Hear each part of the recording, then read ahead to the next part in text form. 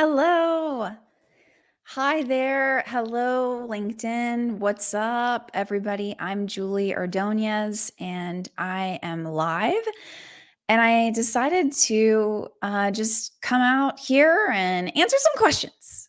I just came from the gym, so I'm wearing my gym best.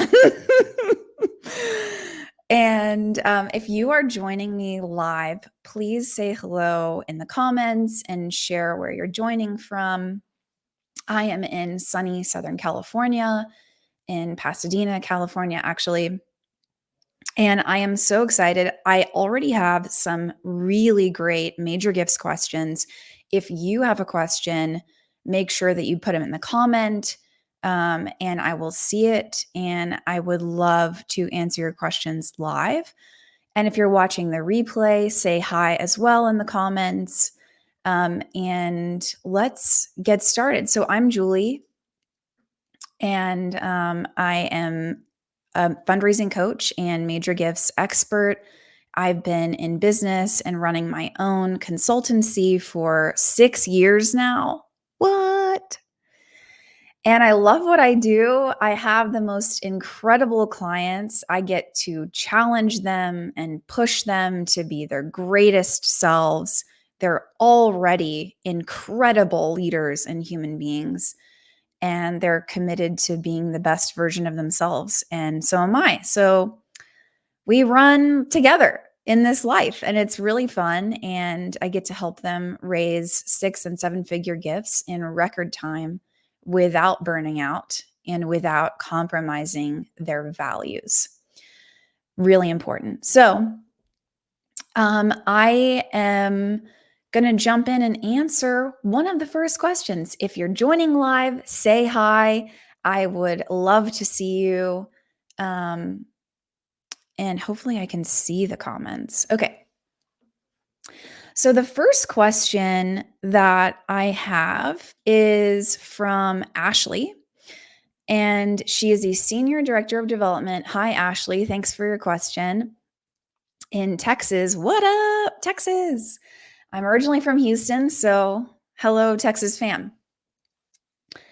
Ashley asks, how do you manage a relationship with a donor who has been giving for years at a lower level with no stewardship and know how to ask them to give a much larger gift without ruining the relationship?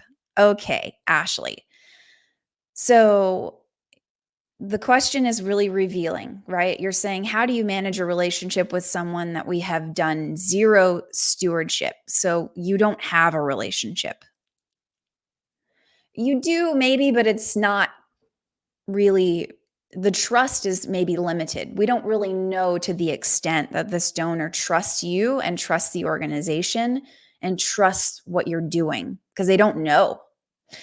So I wouldn't really ask them for a much larger gift. You're not in a position to do that.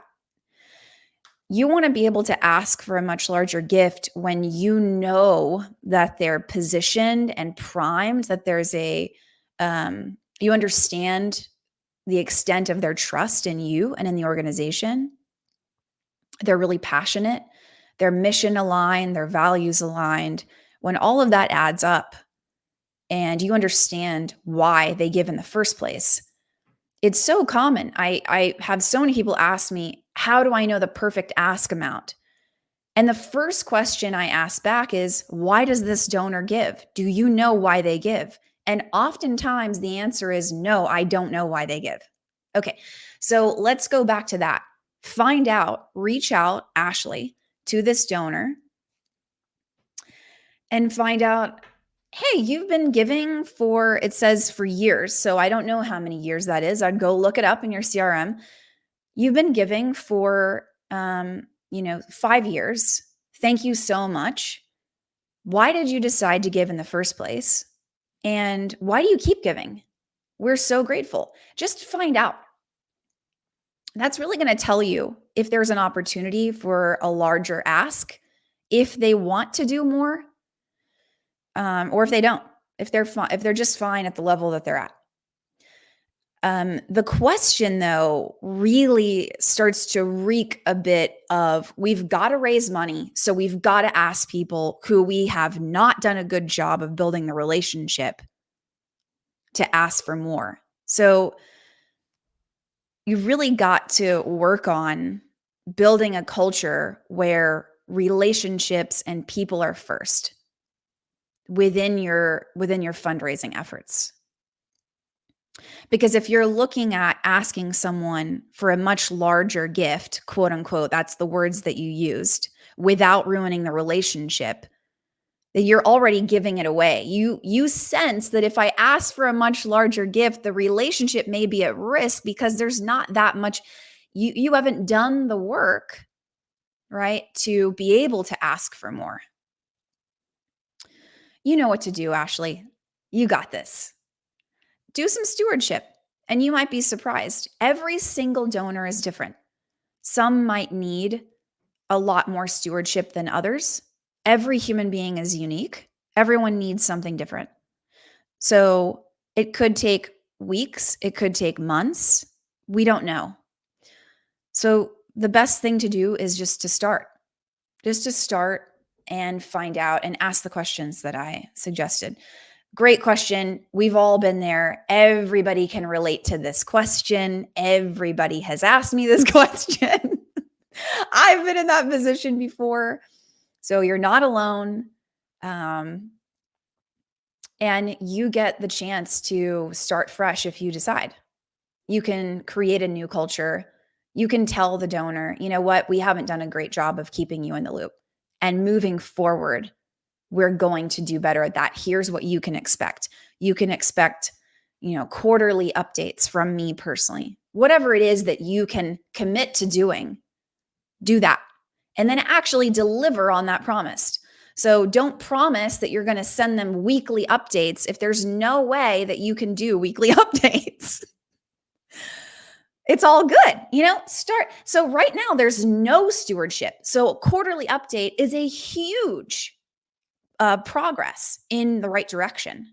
So just be satisfied with a quarterly update for now. And then as you build that muscle of stewardship, you can increase the frequency and you'll get better at the quality of communication. But this is essential. Stewardship is not a nice to have, right? We're not going to people just because this is my philosophy. I always say we're not coming for their money, we're coming for their whole life. We see people as whole human beings, and there is so much more value that someone can bring beyond just their money. And we want real partnerships. We want actual, real relationships that are mutual. These aren't just words. It has to be put into action. And it's a more sustainable and fun way to raise money anyway, is to actually get to know people and be curious about them genuinely. Okay, next question. That was a great question, Ashley. That was good. Thank you. Thank you for asking. Okay. Let's see. So this is a question from Elizabeth, who is an executive director. Hi, Elizabeth. Thanks for your question. What is your favorite language for getting a meeting with a new major donor prospect? And what are your favorite questions to ask those folks in a first meeting? So you could definitely ask the questions that I just suggested for Ashley. Why did you take this meeting? Why did you agree to meet with me? You totally don't have to. Time is precious. And why did you agree to meet? If it's someone who is passionate about the mission, let's say you're ending homelessness, you could say, how did you become passionate about that? So getting a meeting, a few things. I think that times have changed. I think that It's still the best way to raise major gifts is to meet with people one-on-one in person, and there's no replacement for that. It is the best way. It's the ideal scenario. However, I think with major donors being increasingly more global, like they're not centrally located, or they just don't want to meet in person, that we need to get even better as major gift fundraisers, building relationships over email and through text and over the phone. That not everyone's going to meet with you. And just because they're not willing to meet doesn't mean they're not going to give. So if it's like pushing a giant boulder up Mount Everest to get a meeting, let it go. Just try to meet them where they're at. And if for some people, they freaking love email. For some people, it's going to be texting. And that is really uncomfortable for me personally. I don't like asking people for a $10,000 gift over text, but I've definitely done it in my career. And I've advised clients to do it when it's appropriate. So instead of us trying to force what used to work really well on donors, we need to be able to adapt and meet them where they're at. And so, what I'm seeing now is fewer one on one in person meetings. And this also depends on your donor, depends on your nonprofit and your goals and where you're located and your mission and all of that. If you're a locally based, community led organization, then meeting with people in your community might make more sense for you. If you have donors who are always on a plane and they have multiple residences all over the world and they're constantly on their phone and they want to communicate with you via email, then it's going to be so difficult to get a one-on-one in-person meeting with them. So let it go. Right? That can't be our measure of success. We've got to be able to adapt and still raise the money we need for our mission. So that's the first thing I'll say to that. The next is the thing I think that a lot of my clients are missing, and I see a lot of nonprofit leaders that are missing in asking for meetings, is the reason why you want to meet. And it needs to be crystal, crystal, crystal clear. Why? Why are you meeting? Why with this person? And it can't just be because they're rich and you need to meet your quota of meetings. Because that sucks, right? Oh, thanks. Yeah. So you notice that I have a lot of money and that I live in your area. That's a great reason. So, for example, and I'm going to give you some language because that's what you asked for. You could say, hi, I'm Elizabeth. I'm the executive director of this incredible organization. And now we're going to go directly into them. I am reaching out to you because I can tell that you care about blank, whatever, fill in the blank, whatever your issue is, whatever you're addressing, whatever problem you're solving, whatever that is. You are an influential leader in our community. You're someone who has been working on this issue for X number of years in your career, let's say. That could be easy to find on LinkedIn, right? Because so-and-so mentioned you in a meeting when I met with them, and I thought I would just reach out because my sense is that you are blank type of person. So I love using that language of my sense is. It's not saying this is what it is because I don't know for sure and I could be wrong. I'm fine with that. My sense is that this is who you are, right? And that's the reason for meeting. We're looking to partner with people like you because you have these attributes and characteristics. That's my sense of who you are. People want to be seen. And they want to be recognized for being their unique, authentic selves. Don't we all want that? Yes, we do. So put that in your meeting. And I'm also going to, Elizabeth, I'm going to give a freebie here that is extremely helpful.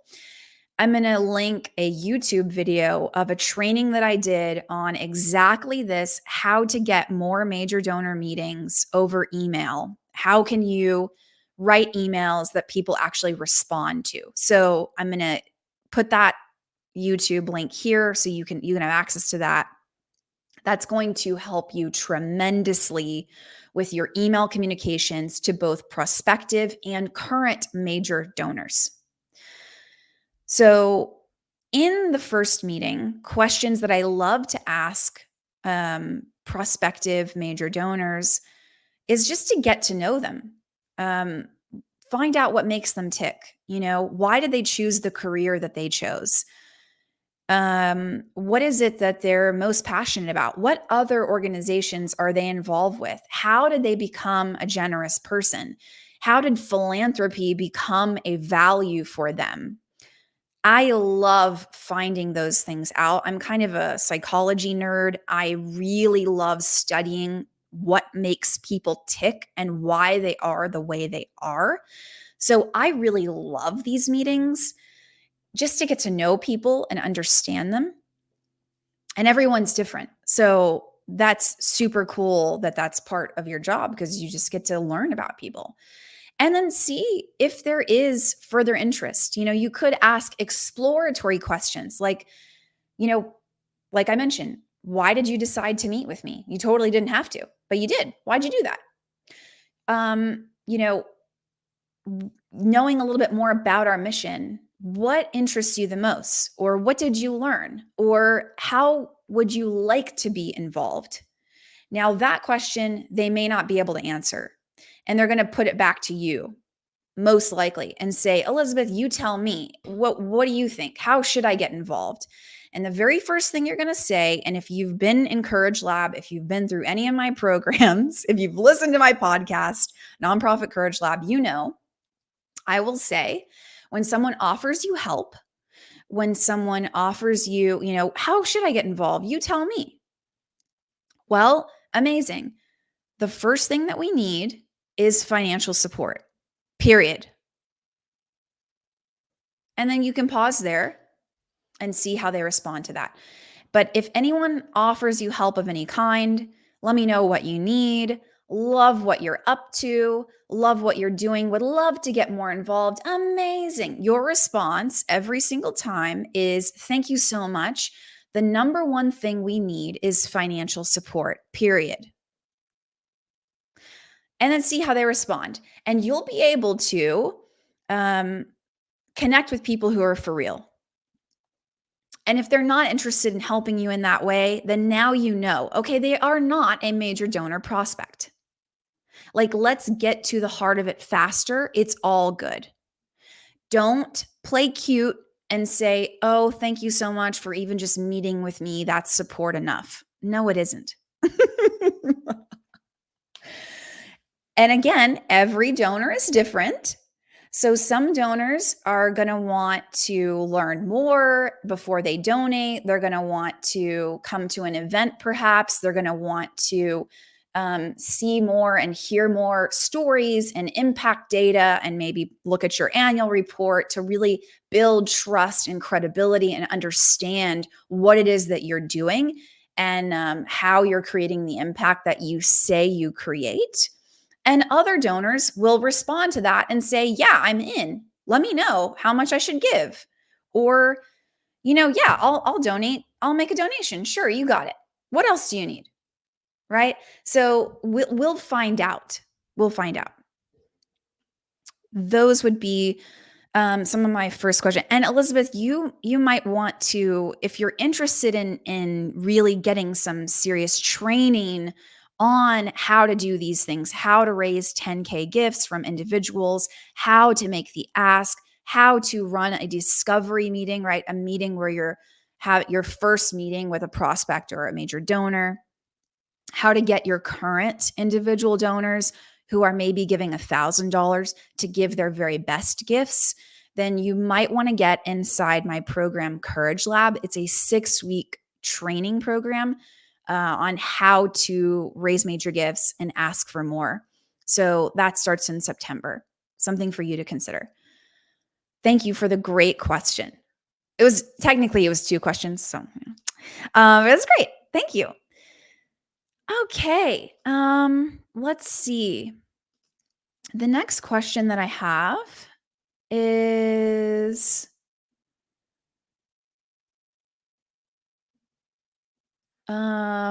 okay. I just answered Elizabeth. Megan. Megan is a development manager, and Megan says, I'd love to get your advice on what should be prioritized for major giving when you are a one person development team. Shout out to the one person development teams. Woohoo! That's how I started my career. I coordinate all individual giving, fundraising events, appeals, etc. That etc., right? It doesn't quite cover it, does it?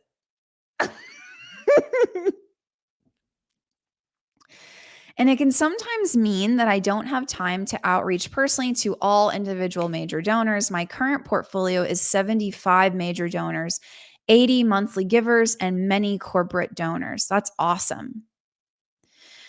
Any advice on how to prioritize what can be automated or other ideas for a small shop like ours?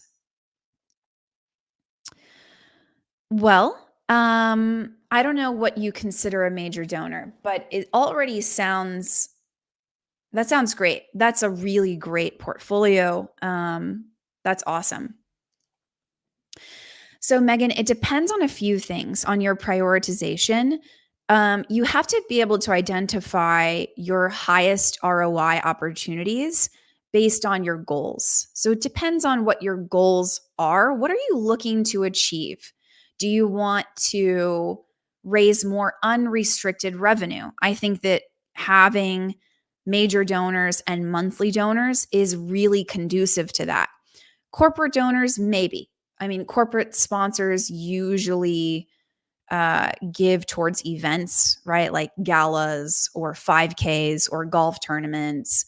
And it's usually a bit more transactional. And that's not technically an unrestricted gift when it goes to an event. If you're, let's just pretend that your goal is to double. Let's say that you're raising 1 million a year from these folks and you want to raise 2 million in the next 12 months. So if that's the case, then I would walk you through my method that's worked for me and that's worked for my clients, which is 80% of your time focused on stewardship and getting your current donors to give their best gifts.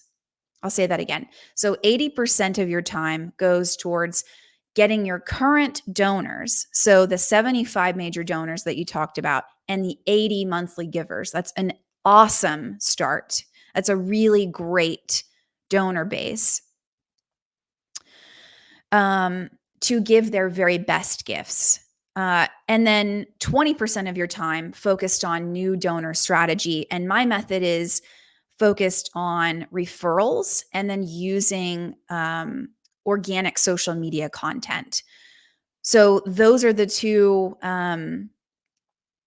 tactics, and that's the strategy. That's the overall method that I suggest if you were looking to grow fast. Now, let's say it wasn't so extreme and you wanted to go from 1 million to, let's say, like 1.3 or 1.2, 1.5, somewhere in there. Then I would focus on your major donors and what that could look like in terms of your day to day. So let's say you were planning out your week Monday through Friday. And also, Megan, I have a podcast episode that I did with We Are for Good that talks about the habits of major gifts officers. And although I know you're a development manager, part of your job is being a major gifts officer. I mean, you have 75 major donors. That's a significant chunk of your job. So I would focus on trying to connect with those people, whether that's getting meetings with them. And when I say meeting, that could be a phone call, that could be a Zoom call, that could be in person. It could be a meaningful touch point over email. we've got to get really good at building relationships with people over email. So it depends on your donors and who they are, right? If they're Silicon Valley tech savvy folks, then you're going to be doing a lot of building relationships over email. If they're the type that maybe they're retired and they have a lot of time on their hands, they might want to meet with you in person. I also find that a lot of retirees love to email. Are you noticing a pattern? Email is important. So, Monday through Friday, I would Monday plan out your next 2 to 3 weeks. Look at your list of 75 major donors and go through and look at your CRM and find out, okay, when is the last time that I touched base with these people? What's the last contact that they've received from us? When's the last time that I met with them? What was the last time that they gave? And I would try to connect with those people, send some sort of meaningful touch point at least once a quarter. And then your monthly givers, find a cadence that works for you. You know, some folks do. I have a client that they email stories of impact to their monthly donors every week, once a week newsletter, essentially, with stories and photos of impact, and give, data updates on what's happening, what's working. And then they also get a monthly postcard in the mail of photos, and impact story. So that's relatively high touch for a monthly donor giving program. But pick something that works for you, right? And stick to that, whatever it is that you can make happen. And then if it becomes easier to do, then you can increase the frequency. But don't try to bite off more that you can chew and commit to a level of outreach that is just unsustainable for you. I would rather you do less frequency and higher quality. And so Monday, you're planning out your day. I really like to do Tuesdays, Wednesdays, and Thursdays for donor outreach, for picking up the phone, for calling people, for expressing gratitude, for thanking them, for writing, right? You're writing these appeals. I don't know to what extent your fundraising events, how many you have, how intensive those are, if they're working for you. I would do a cost analysis of the hard costs like tablecloths, food, venue, all of that, and then a soft cost analysis in terms of staff hours and what it costs you in terms of your energy. If you hate doing fundraising events, then it's extremely costly. It's a very high cost, because that's less energy that you have to do things that you enjoy, that you're likely strong at, and that are going to yield a higher return on investment. So that's something to think about. But I hope that this answer is helpful. In terms of automations, that is not my area of expertise. If you Rachel is a Bear Bauer is a friend of mine, and she has an automation agency that she just launched, and it seems incredible. And she's the owner of Small Shop Strategies, so she knows everything automation. I would recommend following her, looking at her content. Um, I do tell my clients, I advise them on certain pieces of software, like for instance, MailTrack is free and it allows you to see the open rates and the click rates for your emails and your hyperlinks that you send in your emails. If you're using Gmail, it's really easy to install. Outlook, it's a bit more complicated, but that's a really great free tool that I love to use and that I advise my clients to use. In terms of, you could automate something. If you get on my mailing list, one of the one of the emails in the welcome sequence is about automating a quarterly reminder, or at some rhythm that works for you, on reminding donors who work for corporations that have a matching gift program to access their match. So that's something that you could automate that would make your life easier. There's billions of dollars left on the table from corporate matches, from individual donors who work at a company that does a corporate match for their charitable giving. So I would automate that. And I have an email about that in my welcome sequence if that's of interest to you, but I think you're already on my mailing list. So you probably already got that then. Um, Thank you for the great question, Megan, on prioritizing your time. I take a strengths-based approach. So I work with my clients on what is it that they're really strong at in terms of their unique talent and gifting and experience and expertise, and how can we better leverage that to raise money faster so that we're not burning out and we're not doing things that we absolutely hate. So that's the most sustainable way to raise major gifts, and that's how I like to do it. That's what works for me. Certainly there are so many approaches to raising major gifts. Absolutely. That's what works for me. That's what works for my clients, is to take a strengths-based approach. So consider, Megan, what you're really strong at. And if you don't know, you likely need a mentor to tell you, hey, Megan, this is who you are. This is your uniqueness. And that's one of my gifts, is I really see people. I see what's going on beneath what's being said. I get to the heart of the matter, and I'm really great at seeing what makes my clients unique and different from others. And it's one of the joys of my life to get to know people. So get a mentor, someone who can really speak hope and encouragement into your life, and can tell you who you are, maybe when you forget sometimes. It's so important to have that. Thank you, Megan, for the question.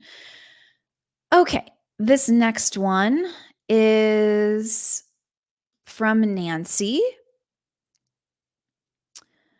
And Nancy, okay, let's see. Basically, can you role play a conversation that can show how to move from making authentic connection and sharing stories and learning about someone to asking that person to invest in an organization's work? Great question. So a role play of, how do you transition the conversation with a donor from learning about them to asking them to give? Great. You got it. So let's say I've just asked them about their career. I've gotten to know about their family. We've caught up about the weather, right? Whatever it is in the beginning section of the conversation. Let's say you have 30 minutes. 10 minutes, the first 10 minutes of that was catching up on those things. And then they're going to turn to you, Nancy, and they're going to say, well, Nancy, tell me how you're doing. How are things for you? Because you've just done a great job of asking questions and active listening, and you've been attentive. You've got strong eye contact. They feel heard. Now they're ready to ask about you. Great. 9 times out of 10, that's how it goes, right? And then you can say, I'm doing great. And you can share personally, you can disclose what you are willing to disclose about your own personal life. And then you can give an organizational update. And professionally, here's what we're up to. Here's what I'm excited about. Here's what we have going on. Here's our vision for the future. Here, we just wrapped this project. It went really well. Or, you know what? It didn't go so well. We learned a lot. Here's what we learned. Whatever it is that are your organizational updates, I would try to keep that, under 5 minutes. Honestly, if you're talking for longer than 5 minutes, it's just, if anyone, right, it's like, our brains need a break. So if you can, it's a skill, but if you can make that a dialogue, if you can make that conversational, then great. We don't want to be just going on and dumping a bunch of information. And that can be hard to do. This takes practice. You've got to decide ahead of time, who am I meeting with? What do I know about them? And what might resonate with them the most? What are like the top 2 or 3 highlights that I want to touch on a high level? You can't give them the full update. There's not time for that. And honestly, I don't mean to hurt your feelings, but they're not really interested. Maybe a few are, but I'm going to go with most don't need to know all of the weeds of what you're doing, right? They don't need to get into the weeds. So I would share that organizational highlight, high level update, right? And then, get into why you asked for this meeting. So ideally they know that an ask is coming because when you asked for the meeting, you said, I want to talk to you about your giving for this year or whatever it is that you're asking them for. So they're not going to be surprised. They're not going to be shocked, right, Nancy? We're not ambushing people. They have consented, they have agreed and said, yes, I'd like to meet to talk about my giving. Great. So then you'll say, well, the reason that I wanted to meet with you is to catch up and also to talk to you about your giving for this year. And they'll say, great. So this is where we're headed. These are our goals, whatever it is. And, I can tell, and this is the why them part. So you're reiterating what your goal is or the project or whatever it is that you're going to be framing and positioning your ask with. And then you're going back to why them. So let's say the donor's name is Tony. So, Tony, I know that you've been giving for the last 3 years. You've been dedicated and loyal. I know that our mission really matters to you. You're going into who Tony is and why you're asking him for this gift. And I can tell that you really you don't just care about this issue, but you really believe in our organization. Is that right? So I like to confirm what it is that I sense. It seems like is a key phrase. It seems like you're really passionate about what we do and you believe deeply in our work and you trust our leadership and our organization in particular, right? We're not the only ones addressing environmental conservation in this region of the world, but you seem to put your trust in us. Am I wrong? I like to check in with the donor at that point. They'll say, "No, you're not wrong. I do trust you." They will correct you. They'll say, "Well, they might back off a little bit. That might have been not accurate, right? We'll find out." They'll say, "Well, yeah, I think what you guys are really up to is great. I mean, you're really the only one that I know about." Like, who knows what they'll say, but likely and hopefully, at this point, you know this donor well enough that you are spot on and they confirm it. So let's say they do. Yeah, totally. I think you guys are the best at what you do. There's other organizations that are doing something similar, but I choose to invest with you guys. Great. So because you're all in, because you chose us, we're your charity of choice for this work. I'm asking you to consider giving $150,000 over the course of the next 3 years. So now that's when you pause and you stop talking. Or whatever your ask is, right? So it's like, you ever watch Shark Tank? This is kind of like the Shark Tanky method, if you will. Right? The entrepreneur comes in, they pitch, right? They pitch to Mark Cuban, they pitch to Mr. Wonderful, they pitch to Barbara Corcoran. She's amazing. And then what happens? They are declined. They're like, Mark will say, you know what, this isn't really for me, or I already have, an amazing basketball recovery gel product cream thing for athletes in my portfolio. And, I think that the market's saturated. And so for those reasons, I'm out, right? That's what sharks say. So think about it like that when you're asking, but in reverse. You're saying, so it sounds like you're really all in. It sounds like we're your charity of choice. It sounds like conservation is a top priority for you in terms of your philanthropic giving. It sounds like you are excited about our goals. Is that right? They'll say, yeah, great. So for those reasons, I'd love for you to consider giving $150,000 over the course of the next 3 years, starting this year or starting this fall or whatever it is. So that could be a framework for you if you think about it that way. You're collecting reasons why in your ask. And you're making it clear and obvious to that donor that they are the right candidate for a larger gift. And this is part of how you lead donors to give their best gifts. And that's 80% of my method and what I do with my clients that's worked for us. So I hope that's helpful. Your question is you actually ask a few questions, Nancy, and I'm not going to be able to get to all of them. You likely need major gifts training. I think you know that.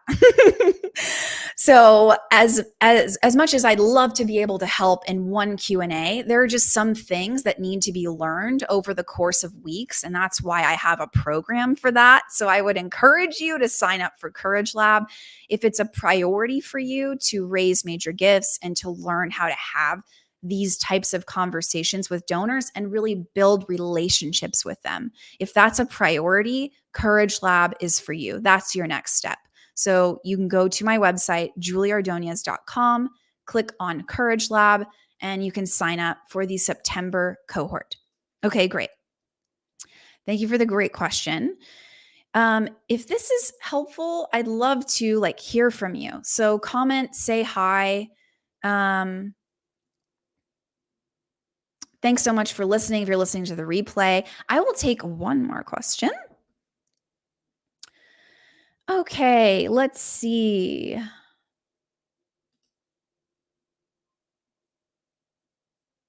Okay, Tina is a development director. Hi, Tina. And she asks, what are your top 3 major donor approaches that gets you in the front of the door, oh, sorry. Not the door. Okay, I misread that. My apologies. Top 3 major donor approaches that gets you in front of the donor, in person, preferred, or virtual. Okay.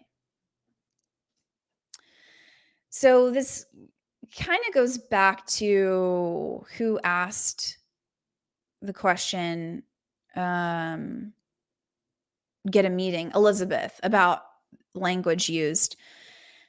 And just be really clear about why you want to meet with them. I mean, you can see a theme in all of my responses, which is why them. This is what makes your donor conversations really powerful, when people feel seen because of their character, their attributes, who they are, because you've done the work of getting to know them.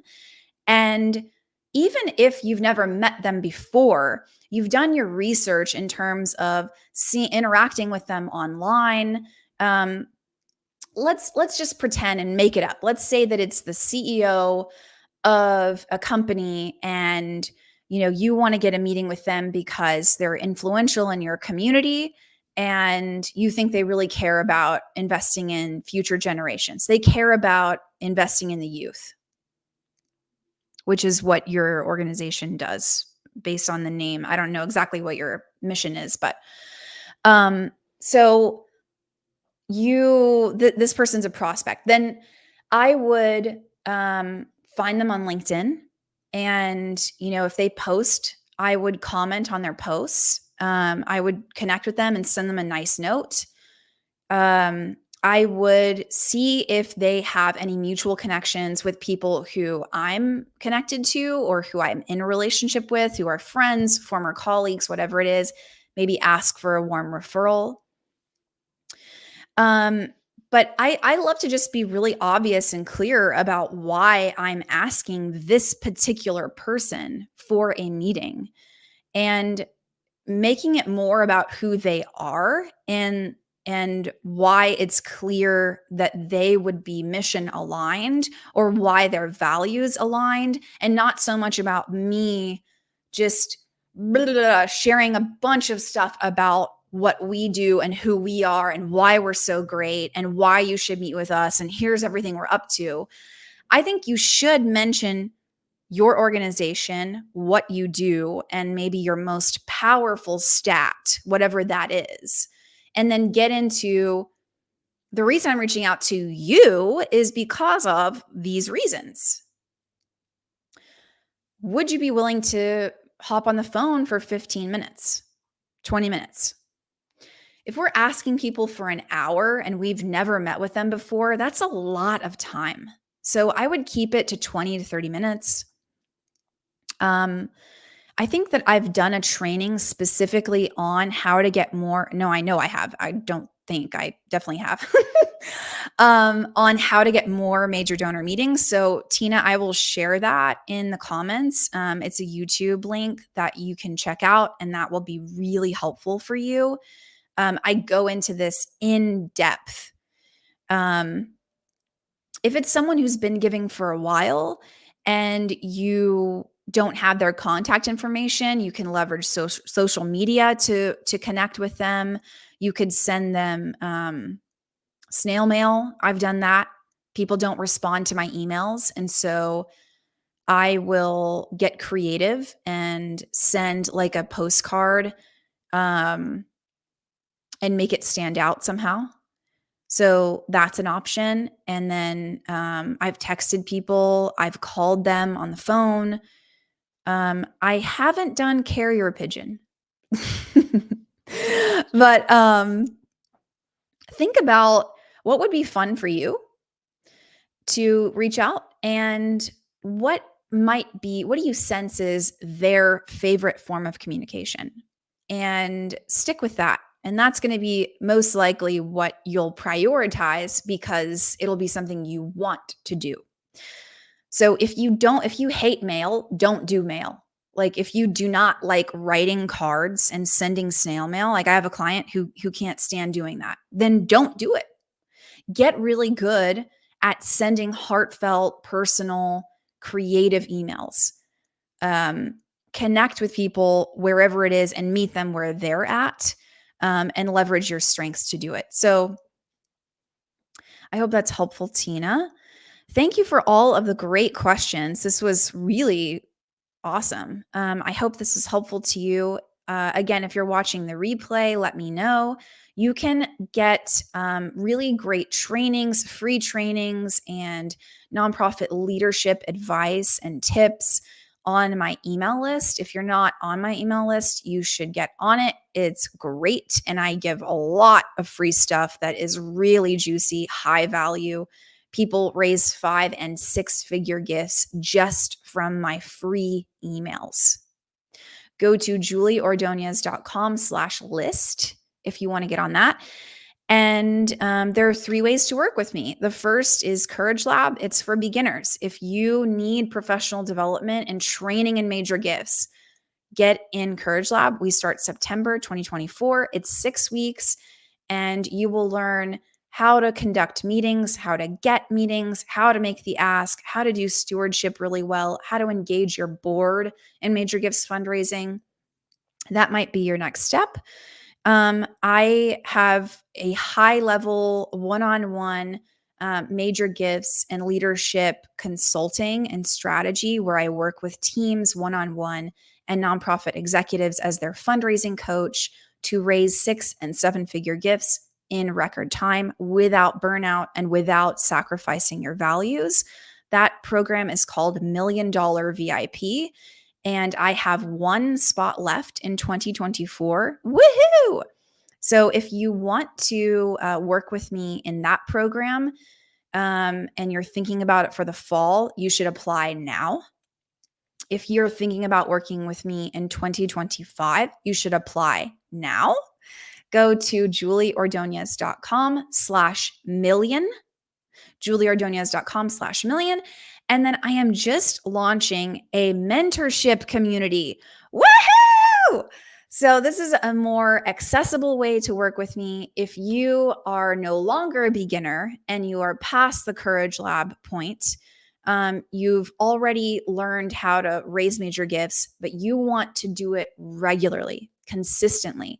Maybe you've raised a 6 or 7 figure gift, but it isn't the normal for you and you want it to be the new normal. I encourage you to join my mentorship community. You can DM me for the details on that. You could just say mentorship community and I can share more info on it. Thanks so much for tuning in. Thank you for the amazing questions. I hope this was encouraging to you. I hope this was helpful and you have actionable tips that you can take into your day today. Happy fundraising. Thanks so much for joining, and I'll see you next time.